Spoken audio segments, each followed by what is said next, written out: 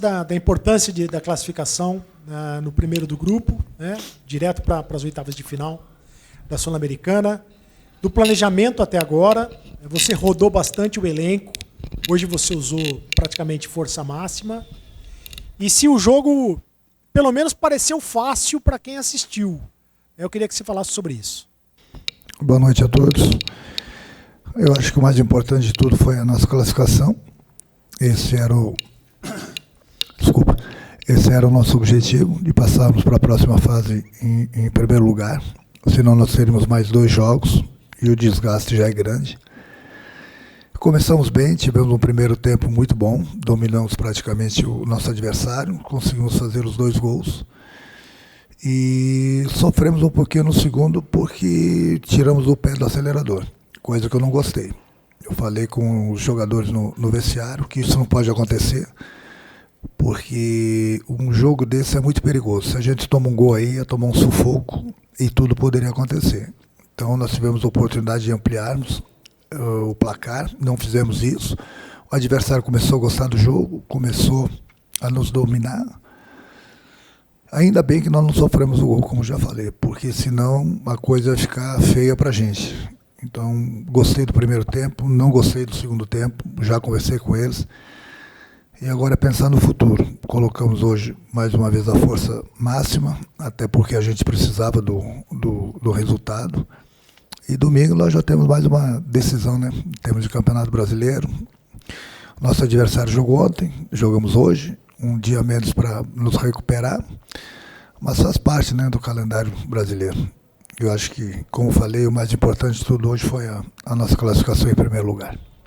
Renato, boa noite. Pedro Henrique Carvalho, da Band News FM. Queria fazer 2 perguntas. A primeira é, em alguns momentos, eu percebi que a torcida do Fluminense estava muito ansiosa quando a bola chegava nos pés do Everaldo. A gente podia ver uma ansiedade da torcida em ver uma jogada um pouco melhor do pé do atacante. A gente sabe quando não saem os gols, existe uma pressão, você, melhor do que ninguém sabe, falar sobre isso.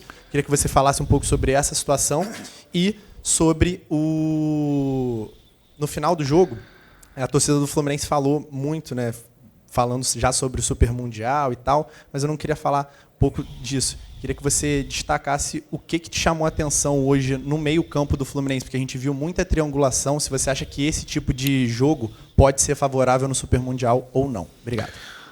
Eu acho que as triangulações elas são importantes em todos os jogos, não só no Mundial. Então, são jogadores inteligentes, jogadores que se movimentam bastante, que eu peço para eles. E o Ganso é um jogador muito inteligente, que ele abre espaços para ele, abre espaços para os companheiros. Então, quanto ao Everaldo, nós temos 2 atacantes de área, que é o Cano e o Everaldo.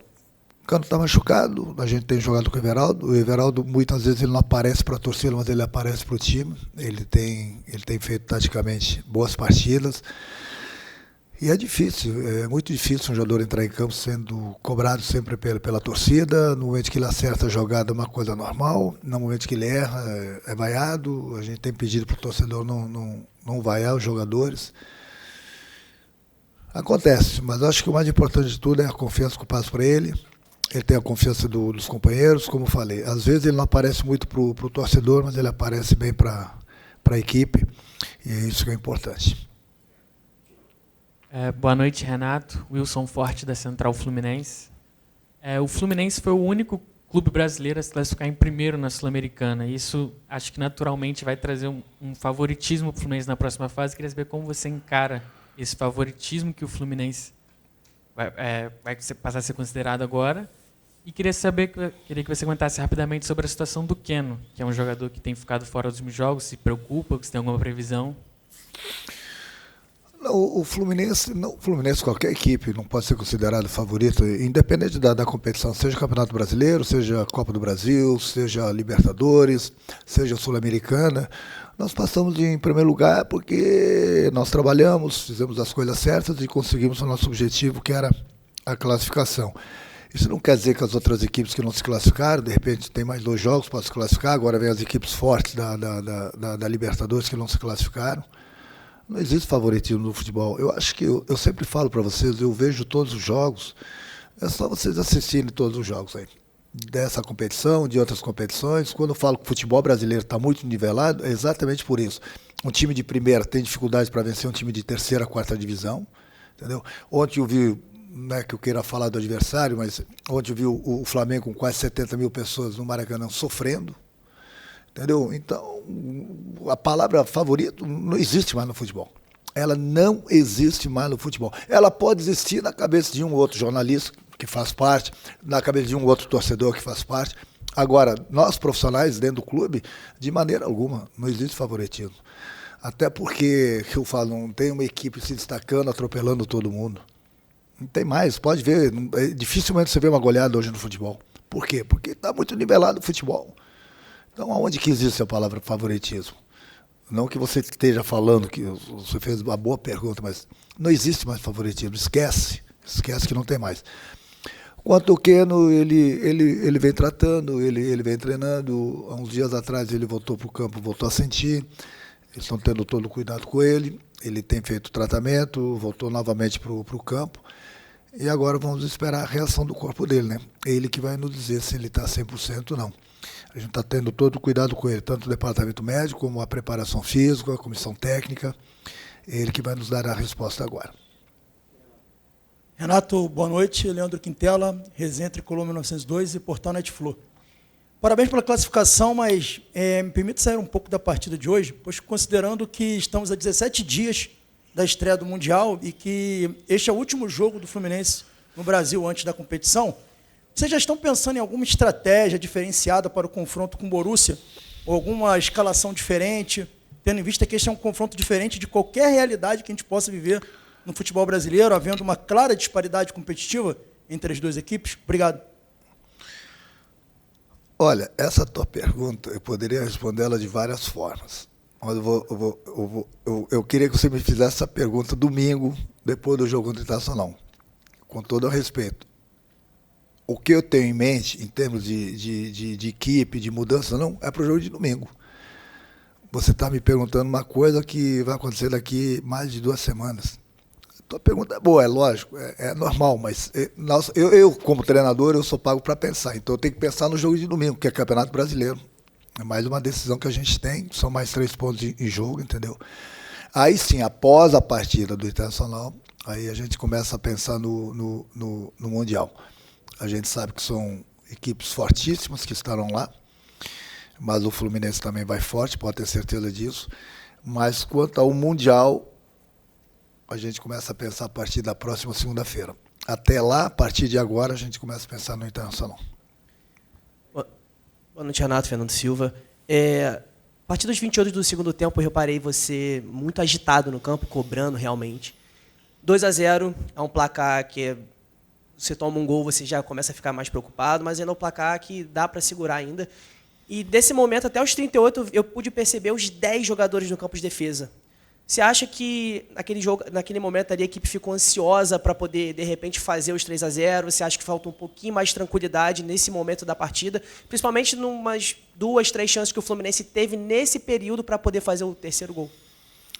Sim, perfeito, mas o problema é que a gente estava dando muito espaço ao nosso adversário, a gente estava construindo, a gente não estava conseguindo fazer o terceiro gol, o adversário estava jogando o tudo ou nada, o adversário tomando o terceiro para ele não ia fazer diferença nenhuma, ele estava tentando achar o primeiro gol para entrar em definitivo no jogo, e esses espaços que eu não queria que a gente desse para eles. Então nós recuamos um pouco sim, justamente para a gente não dar esse espaço ao adversário, e no momento que a gente recuperasse a bola, a gente teria espaço para contra-atacar.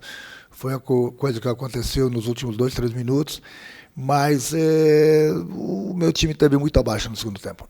Não pode acontecer isso. O que teria que acontecer foi no jogo de domingo contra o Vasco, a mesma coisa. A tensão durante os 90 minutos, a entrega durante os 90 minutos, as atitudes que eles tomaram durante os 90 minutos. O jogo de futebol ele não se transforma em 45 minutos. Então, o meu medo era que a gente tomasse um gol. Se tomássemos um gol, nós iríamos sofrer, e muito. Se é que nós não iríamos tomar o segundo gol. E aí nós perderíamos praticamente o primeiro lugar. Então, no momento que a coisa não está dando de um jeito, tem que dar do outro. Eu acho que nós caímos muito no segundo tempo. Os jogadores que entraram não deram a resposta que eu queria também. Não todos, mas alguns.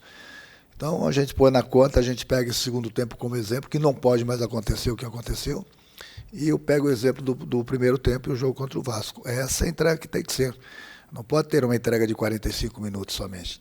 Então, muitas vezes se perde uma classificação, mesmo em casa, porque dá aquela relaxada, acha que o jogo já acabou, e o futebol está aí, ele te dá muitos exemplos. O futebol acaba quando o juiz apita. Enquanto o juiz não apitar, tudo pode acontecer durante uma partida de futebol. Renato, boa noite. Eduardo Alves, Vável Brasil.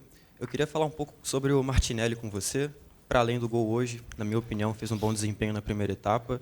E sobre esse gol, o segundo dele na temporada. O primeiro foi justamente na sua reestreia pelo Fluminense contra o Bragantino. Mais uma vez, então, ele sendo decisivo aí para o seu trabalho também ter bons frutos. Eu queria que você falasse da sua convivência com ele. É um jogador que na última temporada, em alguns momentos, foi muito criticado pela torcida, até alvo de vaias. Então, essa volta por cima que ele tem dado, principalmente, claro, sob o seu comando, por favor. Acho que tudo é confiança, né? Essa confiança eu passo muito para o jogador, não só para o Martinelli. Procuro dar liberdade para ele, procuro orientá-lo, procuro colocá-lo durante a semana da maneira tática que eu gosto que ele jogue e dou essa liberdade para ele chegar na área porque ele tem essa qualidade, como ele, como o próprio Hércules que fez o gol lá contra o Juventude.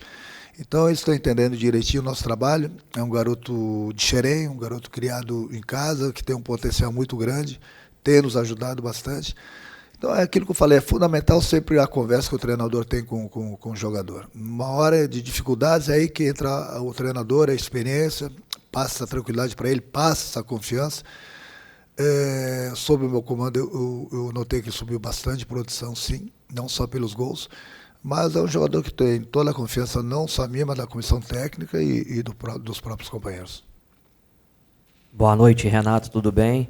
Parabéns pela vitória, parabéns pela classificação. Marcos Eduardo, do canal Gato Mestre. Eu queria que você fizesse a sua análise desse tempo de trabalho que você tem no Fluminense. O Fluminense está em quinto no Campeonato Brasileiro, se classificou na Copa do Brasil e na Copa Sul-Americana também primeiro, cumpriu o seu objetivo. E uma outra pergunta que eu queria te fazer, se você já teve algum diagnóstico de alguma coisa assim, de alguma carência do elenco, se o time precisa de reforços para a sequência da temporada, se você está vendo isso com a cúpula do futebol tricolor. Obrigado. Eu converso bastante com o presidente, o nosso grupo ele é muito bom. Sempre falo para ele que, independente da posição, se o clube puder me dar mais um jogador para que a gente possa reforçar ainda mais o nosso grupo, até porque nós estamos em 3 competições, a gente precisa de um grupo grande, um grupo bom. Entendeu? Esse jogador sempre será bem-vindo. Estou satisfeito com o meu grupo? Sim, mas quanto mais se reforçar, melhor. Quanto ao meu aproveitamento, acho que quando eu cheguei, o presidente, até o Mundial, o presidente me pediu 3 coisas. A classificação na Copa do Brasil, a classificação na Sul-Americana e que nós estivéssemos na parte de cima da tabela do Campeonato Brasileiro. Desculpa, as 3 coisas aconteceram. Boa noite.